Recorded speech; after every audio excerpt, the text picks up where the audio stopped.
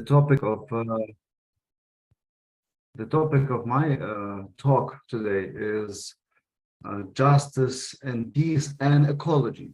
Several years ago, I founded at our university a Center for Eco-Theology and Sustainable Development, and we are trying to integrate the questions of the Catholic social thought. This is a big topic that you've been discussing these days, and also particular issues. Well, war and peace is one of the biggest blocks of the Catholic social thought.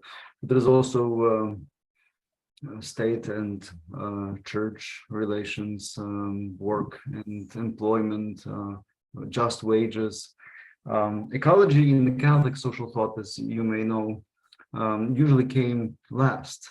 There was a kind of a green conversion of the Catholic Church in the last, let's say, 10 years. There was a wonderful encyclical by Pope Francis, which you may have read, Laudato Si, which really pushed a whole question of how to integrate the question of caring for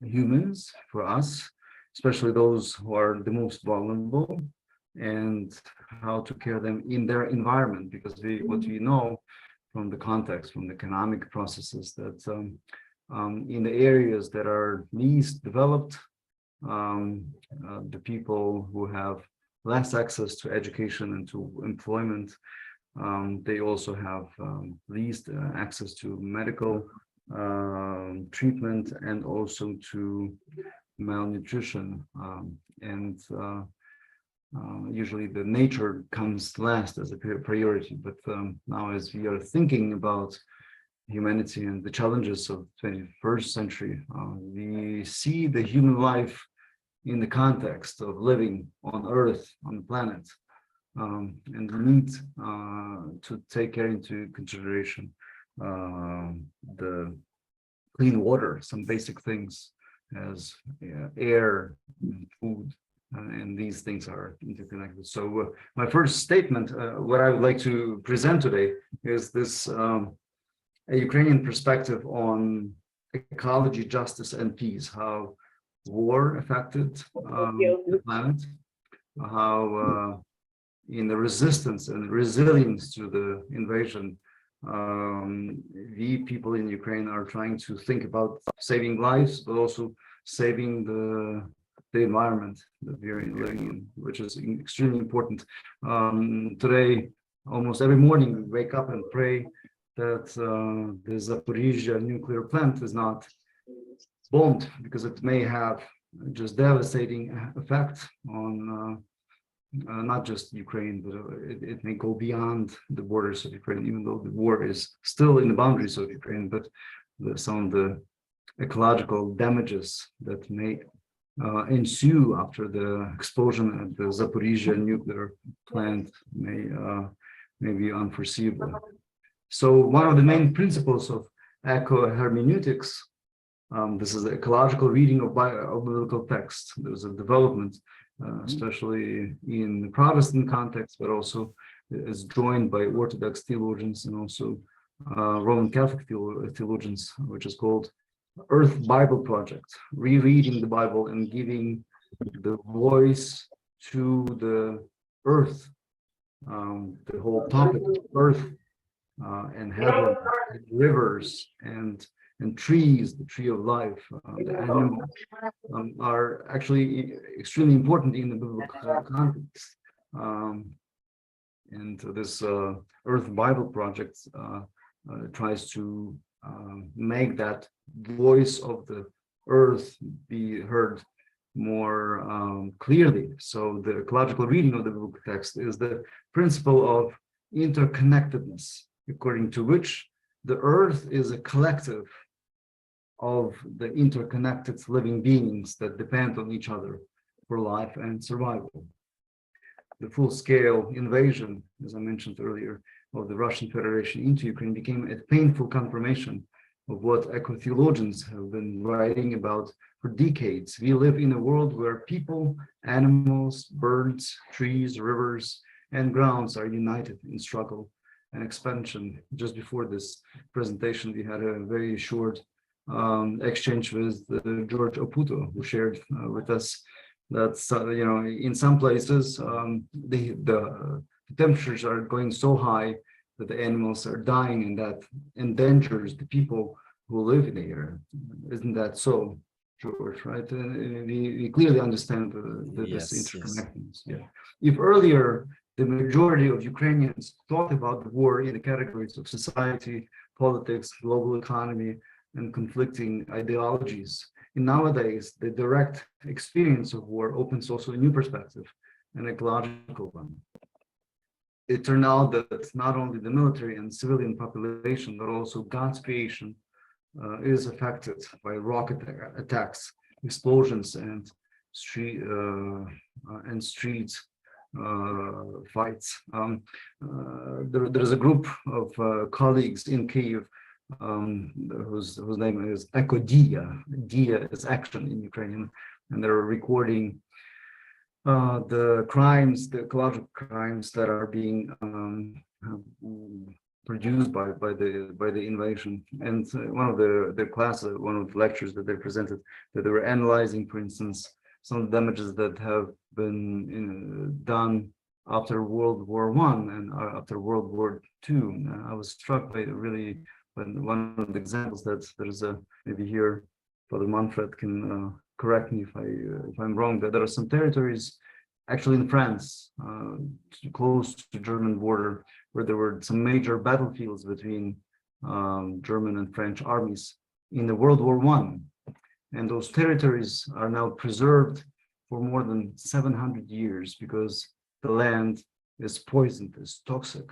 So the French government had to close it for visitors because of that toxicity that was done in World War I. We can only imagine how much land will have to be closed for years for taking away the mines and purifying the lands. Ukraine, as you know, has one of the most fertile lands in the world. The soil, the breadbasket of Europe, have now turned into the area where there's so much toxicity all over the places, especially in the central and southern Ukraine. Almost immediately after the start of hostilities and the evacuation of people from dangerous places, volunteers began to help abandoned animals. Ukrainian and international mass media publicized the story of Ukrainians saving animals at the risk of their own lives. And the international community discussed devastating consequences of the Russian-Ukrainian war for the European world, for the European community. Therefore, this interconnectedness as a hermeneutic principle is suitable not only for the interpretation of biblical texts, but also for the explanation of modern events in the world. Theology of the Bucha, we are now thinking of how we should, as theologians, theologize, formulate our theologies. We now in Ukraine are formulating as theology after Bucha, just as it was once formulated in Germany or after World War II, theology after Auschwitz. How can we redefine or revisit the dignity of human life, and what is the community, what is the relationship between people and the world and God? So theology after Bucha now for Ukraine must be public. That is, it has to respond to the actual problems of society. And since environmental problems only worsened during the war, theological thought must also be ecological. Today's lecture is an attempt to understand the Russian-Ukrainian war from the perspective of eco-theology. We construct an environmental war narrative consisting of three parts or dimensions: historical, environmental, and theological. This is kind of an approach that I would like to present today, and thereby demonstrate how Russia's war against Ukraine is directly related to environmental issues. And now, eco-theology, justice, and peace are tightly interconnected. The long and traumatic experience of Ukraine's enslavement under Russian Soviet rule demonstrated that Ukrainian land has no other value for the empire than economic. Soviets built big plants. They industrialized Ukrainian land, but it gave a lot of energy, a lot of industrial development, but it also destroyed a lot of fertile soil in Ukraine. The extensive nature of the Soviet economy, excessive concentration of production capacity on the territory of Ukraine, neglect of environmental issues, and the impact of industrial activity on the environment. All this led to serious environmental problems, since the empire doesn't care about the colonies. It exploits and exhausts them. Understanding this became a powerful catalyst for the Ukrainian national movement in the late 1980s and early 1990s. Ukraine's loss of independence would lead to the fact that Ukrainian land would turn into a raw material appendage of Russia, and no one would worry about the environment. During the last 4 decades after the Chernobyl disaster in 1986, the struggle for independence and the development of environmental consciousness have been closely linked in Ukraine.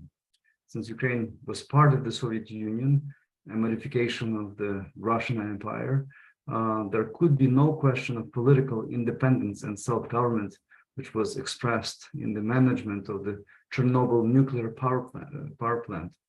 Decisions regarding the operation of the power plant and the composition of scientific and technical personnel were made in Moscow. All the decisions were made far away, and the vast majority of the employees were Russians, and this actually limited the political and economic and scientific independence of Ukrainians. Instead, political ambitions multiplied by the irresponsibility and incompetence of the Soviet leaders led to the nuclear accident on April 26, 1986. The explosion was equivalent to the explosion of 500 nuclear bombs, which have the name Little Boy, which were dropped on Hiroshima. So let me just repeat that what happened in the tragedy that took place in Japan after World War II, Chernobyl had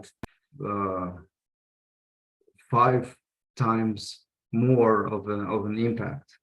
About 3 million people then in 1986 were directly affected by radiation in Ukraine alone.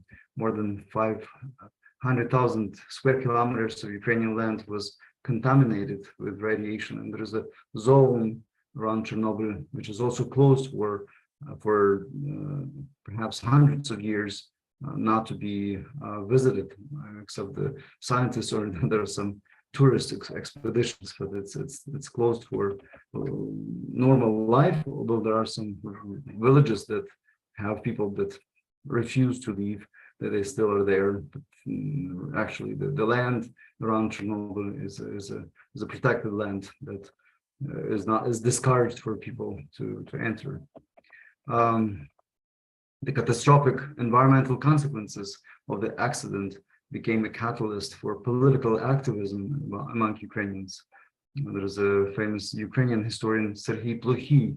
He said once that Chernobyl disaster woke up Ukraine, raising fundamental questions about the relationship between the center and the republics, the Communist Party and the people, and helping to start the first public discussion in a society that was struggling to regain its voice after decades of Brezhnev stagnation. The following year, 1987, after the accident at Chernobyl nuclear plant, the first Ukrainian environmental non-governmental organization, which was called Green World, was created. The organization included Ukrainian writers, scientists, professors, journalists, and students. They were worried about the plans of the Soviet government to build several more nuclear plants on the territory of Ukraine. This Green World, this organization program, was first proclaimed. They proclaimed the sovereignty of Ukraine over its natural resources and openness of environmental information to all citizens, which will later be reflected in the text of the Constitution of Ukraine. So you can see the background. The environmental issues are not new. Ukraine, unfortunately, is a land not only of fertile land, soil, but also Chernobyl disaster. On November 13th, 1988, a mass meeting devoted to environmental problems was held in Kyiv, and the key organizers of this rally were organizations called Green World, as I mentioned. There's another organization called Heritage, Noosphere, so Community. These are the names of different organizations that emerged. The motifs and demands of the demonstrators were both environmental and political. For example, Shevchenko, speaking from the Ukrainian Helsinki Union, he read an appeal that contained demands for a national referendum during which the Ukrainian people must declare their will to live, and called on those present to sign the appeal to the Presidium of the Supreme Council of the USSR with the demand to stop discussion of the first law on elections to the Supreme Soviet Council of the USSR and its requirements to restrict the rights of all Union republics and nations. As you know, the 1995, 1996, this is Gorbachev era with glasnost and with this attempt to reform the Soviet Union. Different forms of political union was discussed, and the environmental issue was one of the catalysts to present on the table that no, we don't want to be together anymore, because economically and environmentally things were handled not in favor of regular people. The desire of the active part of the Ukrainian society to overcome corruption and oppose Russian political influence was fully manifested during the Revolution of Dignity. This is, I'm jumping from 1986 to 2014. Although the environmental theme was not central to the participants of the protests, this Revolution of Dignity, still had an environmental dimension. First, the association agreement between Ukraine and EU, the signing of which was disrupted by Yanukovych, thereby provoking the Euromaidan in November 2013, included an entire section on the environment. Secondly, a sociological study of the values of Euromaidan participants revealed the value of caring for the environment, which in particular includes caring for nature, for soil, for water, for trees. Thirdly, the constitutionally enshrined course on European integration, one of the achievements of the Revolution of Dignity, became the driving force for a number of reforms in the field of environmental protection. For example, the adoption of the law on monitoring, reporting, and verification of greenhouse gases and others. However, the Revolution of Dignity did not lead to significant changes in the environmental sphere, not least because of the annexation of Crimea, the occupation of parts of the Donetsk and Luhansk region, and the beginning of military aggression by the Russian Federation, which made environmental issues less of a priority. Or in other words, something that Yuval Noah Harari once expressed: if a nation also faces external invasion, who will have time to worry about polluted rivers? At the same time, Russian military aggression over the past 8 years has helped Ukrainians to better understand their fundamental and unifying values. As noted by Ukrainian sociologist Mikhailo Vinitsky, the only thing that doesn't cause questions and disputes within Ukrainian society is the map of Ukraine. He writes, the territory on the map was considered sacred. It was the place of birth and life. It was life-giving. The slogan, land of the good, seems to have united all Ukrainians. And although its meaning seemed banal for foreigners, it was this concept that personified Ukraine for its citizens and united them for its protection. Peace deals that you may have heard, well, let's make a peace with Russians. Let's leave them the Crimea, or maybe let's leave them Donbass, and then everything is going to be solved, and maybe Russians will stop, invading. But the history of the last 8 years shows that the appetites of our neighbor are not appeased so easily with just land. If some land is given to Russians, they will want more. And the argument, some sociologists or some political scientists may be weak, that Russians may go to I don't know, to Lithuania and Latvia, those territories in Baltic countries, so they will want to invade Poland. These are perhaps weak arguments, but in terms of Belarus, Ukraine, of course, perhaps even Moldova, Georgia, these are the territories that Russia present or envisions as part of their empire. And so the land is not just property. The land is not just a coin that you can exchange. The land is the place where people are born. The land is something that gives us food, that gives us borders, it gives us sense of identity. So fortunately or unfortunately for some, Ukrainians are not negotiating giving up the land. This creates an environmental dimension for interpreting the full-scale Russian invasion of Ukraine that began on February 24th, 2022. At present, the Russian-Ukrainian war is limited geographically.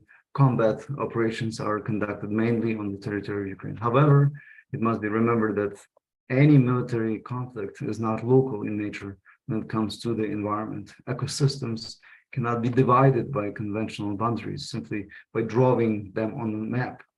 If natural balance is destroyed in one geolocation, it will definitely be felt by another.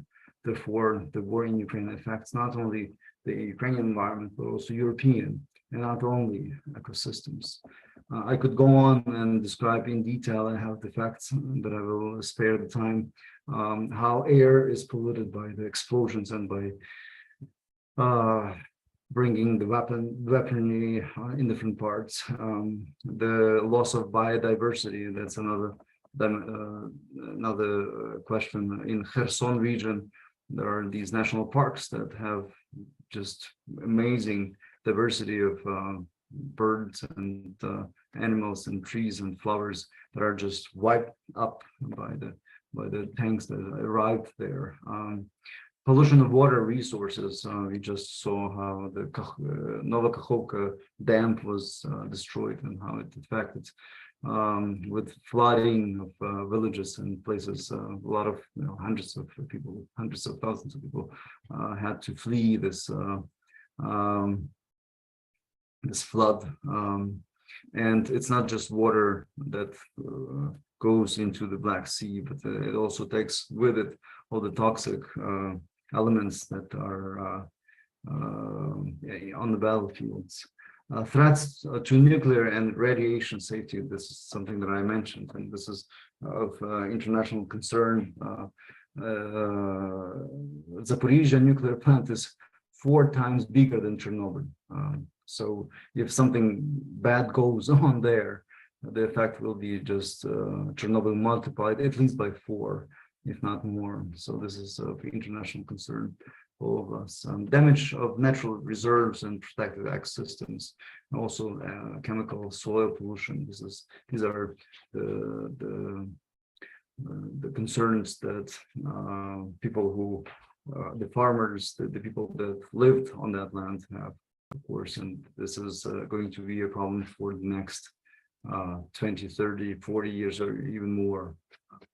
Okay, let me come to a theological dimension, because I touched the historical background a little bit and the description of what is happening and what are the effects of the war on ecosystem. A theological dimension of war. Ecological sin is usually one of the categories that is brought up. Considering the destructive effects of war on the environment, one must consider war, among other things, as environmental sin. Different approaches to the interpretation of this sin in light of environmental problems are possible. Catholic social thought, as you know, has this understanding that, of course, the sin usually always is personal responsibility, but there is also an institutional effect of individual sin, things like slavery or inequality among races or inequality of men and women. These are usually the structural sins, and environmental sin has just joined this list of institutional sins. Ecological sin is usually approached through the moral law, condemning any act that harms God's creation. This approach is found in the works of Catholic, Orthodox, and Protestant authors, synthesizing the teaching of John Paul II on social sin and ecological responsibility of Christians. One of my students, Oleh Kindiy, in his article, he formulates the following definition of ecological sin. Let me quote my student. It is a violation of the fifth commandment, thou shalt not kill, because killing is here, it's perhaps not a direct killing of a person, but also it's killing of an environment in which human life is also endangered and may be killed. Because by destroying the environment, we also kill our souls. And secondly, the seventh commandment, thou shalt not steal, because in it we destroy the environment which is not ours, but our common property. Pope Francis mentioned this so famously, that by not taking care of the environment, we steal from our children. We have a moral responsibility to leave to our next generation at least what we have inherited from the previous generation. But the descriptions and the prognosis, as we see it now, is not very optimistic. I myself, I'm not an apocalyptic theologian. I don't think that we're heading into apocalypse. Apocalypse is one of the options, but it's not unavoidable. I think if you want, we can discuss this later in our discussion. There are a lot of things that we can do to change our lifestyle, our way of thinking, in order to, as I mentioned earlier, to at least provide our next generations with what we have. But it takes an action, it takes this understanding that things need to be changed, and we have to be actively engaged in this. And thirdly, the commandment of love is also broken if we don't take care of the environment, because the social dimension of this sin directly affects our neighbors. The sin of bishops regarding the Panamanian region defines ecological sin as an act of or a mission against God, neighbor, community, and the environment. It is a sin against the future generations, and it is committed in actions and habits that lead to pollution and destruction of the harmony of the environment. These are offenses against the principles of interconnectedness. They destroy the network of community, of creation, and violate the virtue of justice. Ecumenical Patriot Bartholomew made valuable contributions to the development and spread of the concept of ecological sin. In his famous article for the Time magazine in 2015, he wrote about the needs to expand our narrow and individualistic concept of sin. This expansion of the concept of sin towards a more ecological and collective one can be traced in the writings and speeches of the Patriarch during the last 30 years. In 1997 speech, Bartholomew said that people who are destroying the biodiversity of God's creation, people who violate the integrity of Earth by causing changes in its climate, depriving the Earth of its natural forests and destroying its swamps, people who pollute the waters of the Earth, its land, air, plant, and animal life, they all commit a crime against nature, and it's a sin against ourselves. It's a sin against the Creator that made this wonderful world that we are living in. Watching the Russian invaders commit environmental sins, Christians should strongly condemn these sins and bring hope for recovery to the affected Ukrainians. The reign of Christ involves the healing of the earth. And this is what we see in the beautiful prophetic vision in the book of Revelation, chapter 21, verse 1. But entry into the kingdom of God is possible only through faith, repentance, and conversion, which must be also ecological conversion. And here, Pope Francis notes that ecological conversion should be not only individual, but also social. In his encyclical, he goes from an individual to a family to a small community, and then to a larger community, and then to a nation, and then to international level. It's a complex issue, and it has to be approached from a complex approach. Therefore, in the face of the ecological crisis in Ukraine, Christians should be the salt of the earth, expose the sins of society, call the people to ecological conversion, show a worthy example of caring for creation, point to Christ as the source of the evangelical hope for the restoration of the earth. In response to the numerous ecological sins of the invaders, Christians should affirm, and here let me cite directly the letter of Paul to Romans, and where sin abandoned, grace appeared immeasurably, that just as sign reign, just as sin reigned through death, so grace reigned through righteousness for eternal life through Jesus Christ our Lord. This is chapter 5 of the Romans. Today, the indifference to the suffering of other creatures, responsibility for one's own and abandoned pets, love for the native land are the driving forces for eco-leadership in Ukraine. The Minister of Foreign Affairs, Dmytro Kuleba, he wrote about this. Let me cite him. War is the suffering of not only people, but also animals, and humanity means taking care of both the former and the latter.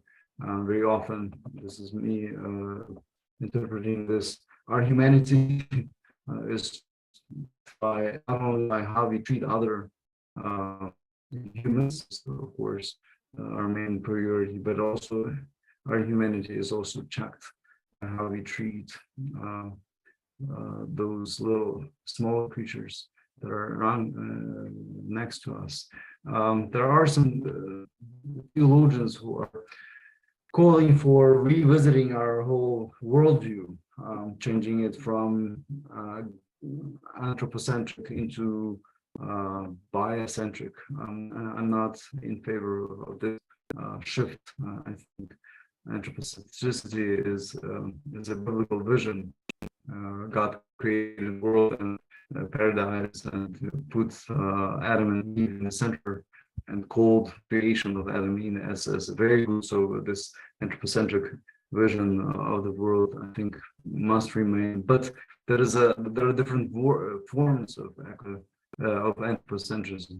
There can be a soft anthropocentrism. There can be very sharp anthropocentrism. So my approach, my suggestion is for more just development and better relationship in humans and the environment. A more softer anthropocentrism has to be embraced. This is why many Ukrainians rescue and feed abandoned animals during the war, and it is important that these motifs are present even after the end of the war, because even more environmental problems will open before us, as I mentioned earlier, with pollution and with taking away the mines, cleansing the fertility, and so forth. Ukrainians are dealing with evil and injustice during war, and the only correct response to these atrocities to restore justice and show kindness to all victims of violence, including animals and the environment. To paraphrase the saying of the eco-theologian James Nash, those who seek peace naturally be passionate eco-activists. I'd like to pause here. I'd like to leave time for a discussion. I could go on and on. I have written on this some text. If you're interested, I can share some of them with you, but it would be probably for mutual benefit to engage more in discussion and perhaps touch some uncovered subjects, or maybe revisit those which I brought up today. So thank you so much for your attention, and now you can judge, you can test, you can comment, ask. I think this is what would be the most appropriate thing to do now. So, what do you think? What are your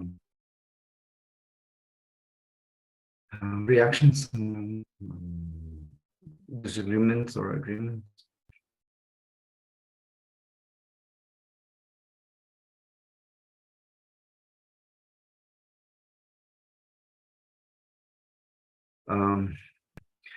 I've definitely, since you're still thinking about your questions and your reactions, let me give you my kind of personal story of how I went green, converted into ecological thinking or eco-theological thinking.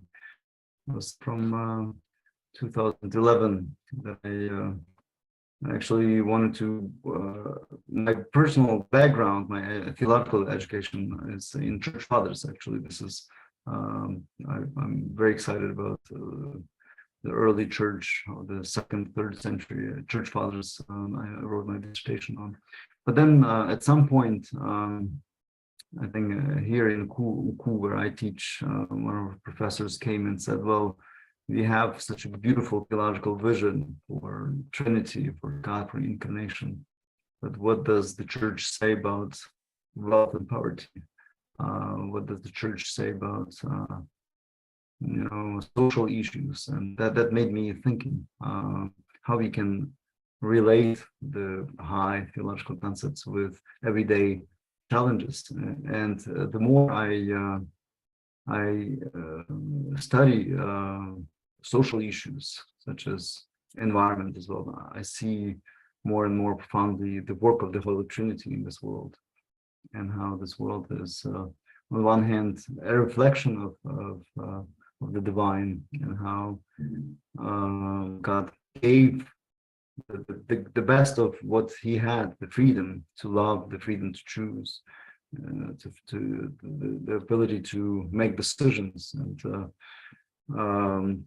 to build our heaven or hell on earth.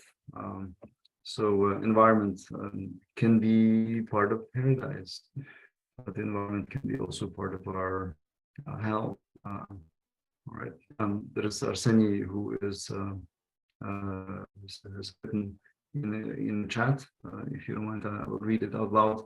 I think that eco issues and solutions are really for EECA green, and as a part of open strategies after the war. Thank you for recognizing that and supporting that. Arseny, thank you. It cannot be taken away. Part of the, as I just began my story, that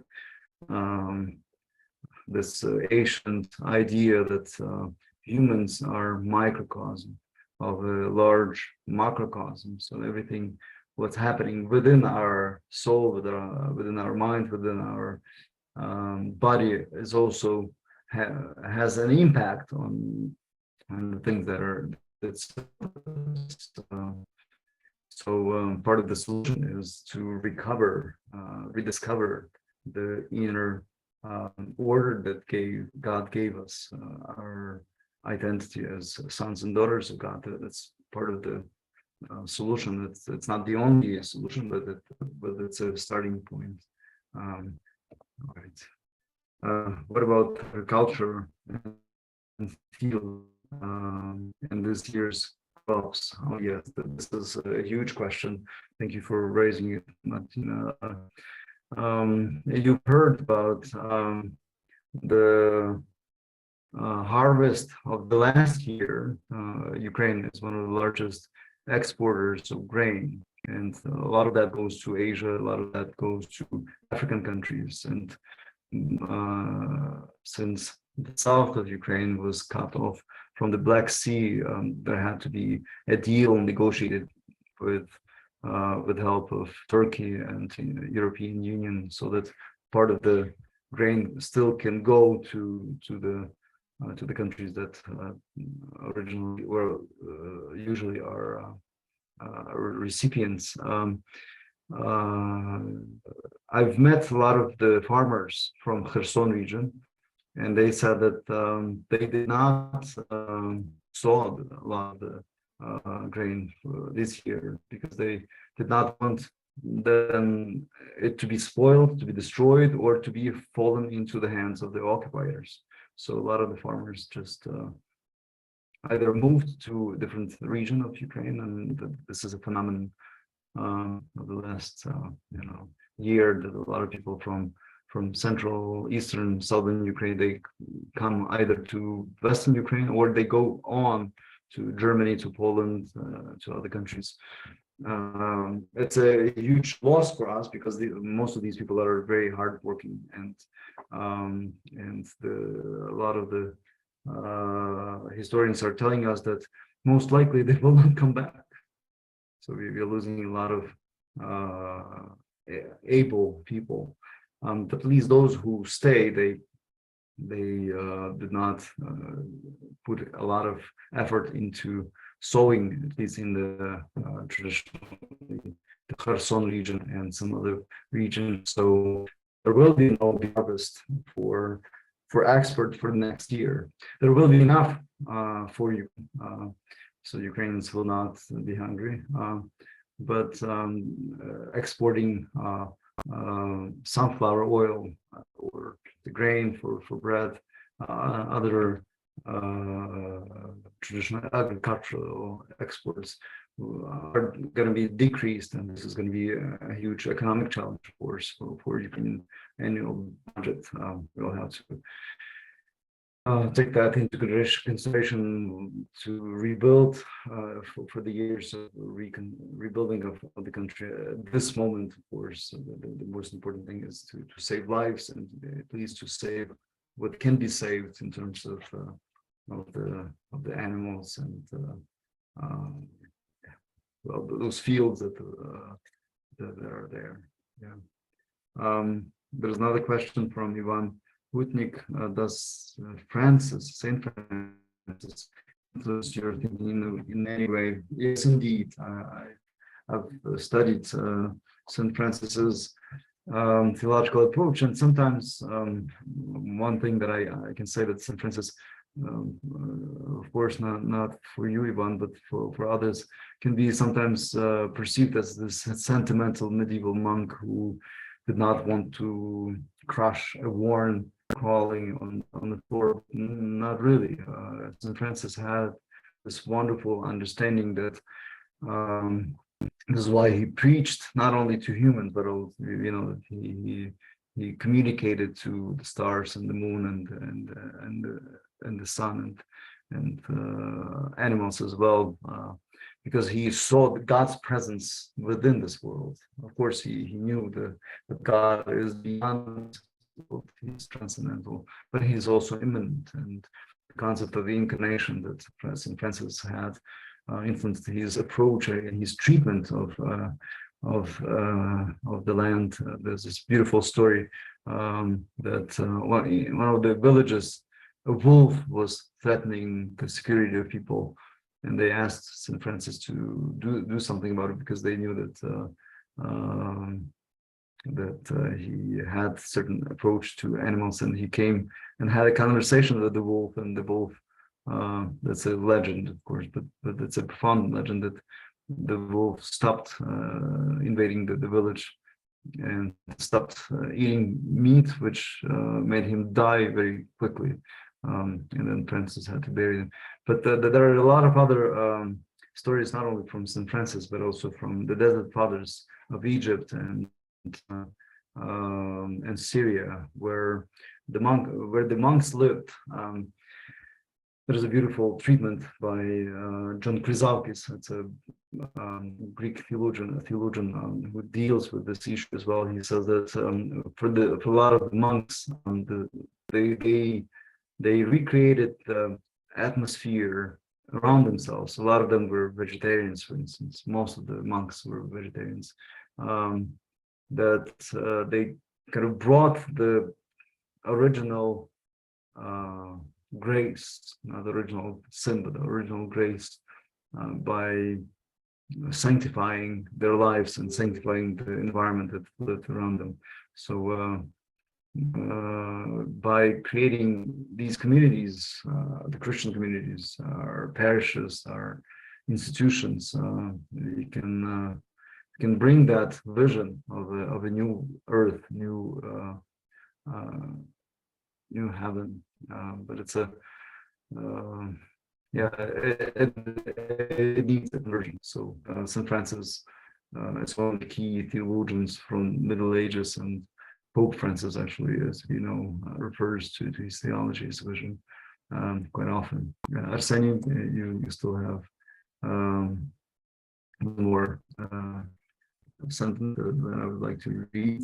I think it's a real nonsense that so many tragedies are happening now in so fertile and rich lands. Indeed, you're so right. Yeah, it is a big tragedy. World War I, World War II, especially World War II, was also taking place. Many of the battlefields on the Ukrainian territories. There was the first Ukrainian front, the second Ukrainian front. We somehow were able to recover after that. But the damages that are being done today, from the ecological point of view, are so much higher because there is just machinery that is being tested from all kinds of sides, from Russian side and from the equipment, military equipment that we are receiving from the West. I'm not a pacifist. I believe that Ukraine has the right to self-defense. I think that justice will be served when the perpetrator and the victim are called who they are. I hope that there will be an international court that will bring justice. But at the same time, I do recognize that indeed this is a war that should never happen. I don't want to go sentimental. Like I quote my wife. My wife's brother died in Bakhmut, and almost every, if not every, I've heard statistics of up to 82% of Ukrainian families have somebody either in their family or the close friends who lost somebody dear in this war. But if the evil is not stopped, then the evil will be encouraged. So this evil has to be stopped on different levels. How? That's a different question. It cannot be stopped by more evil, of course. So I believe that Christ's commandment to love the enemy is a very practical invitation, because if you start hating your enemy, then your heart is poisoned by the hate, and you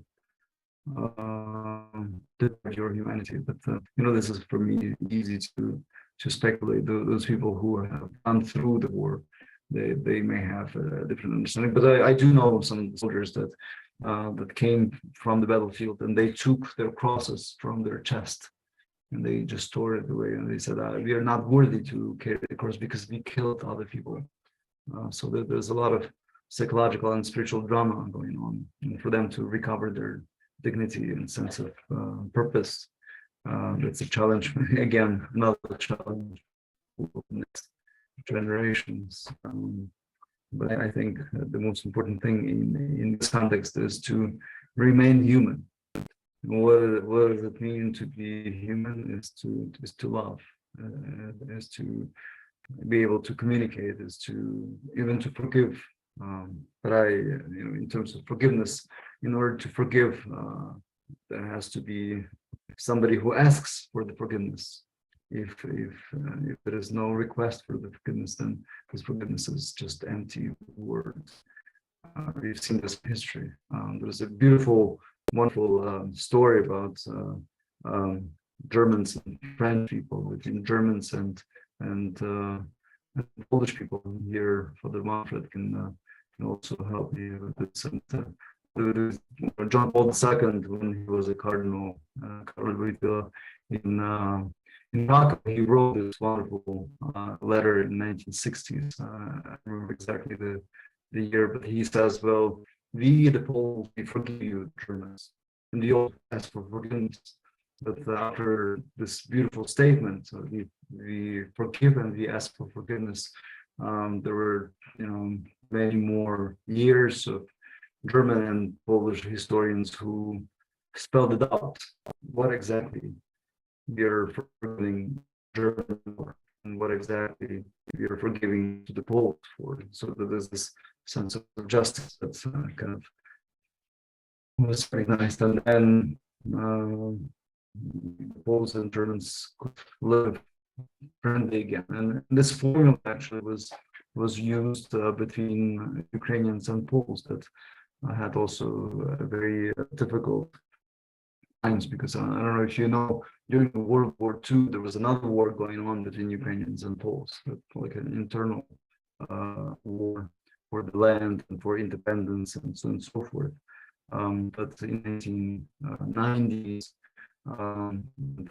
when Ukraine became independent, Poland became independent, we wanted to have civil relations, economic, political, cultural, and so on and so forth. We had to recognize the sins that we committed, and we also needed to give the sins that we committed against us. So the story between Ukrainians and Poles is also another. I don't want to say successful story, but it's a story of a Christian reconciliation. What happened next between Ukraine and Russia?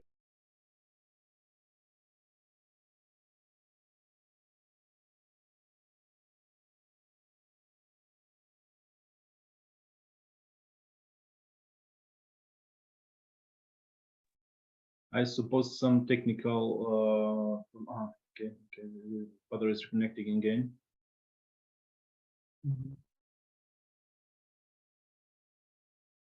I apologize. I disappeared. There are these internet issues that are beyond my control. But the last statement, I wanted to say that Ukrainians and Russians and many other European and world nations have Christian roots that we can draw from, and they can be the base for future relations. But again, justice must be served by first spelling out what was the crime, who was the perpetrator, who was the victim, and only then can be the conversation taking place. So, right.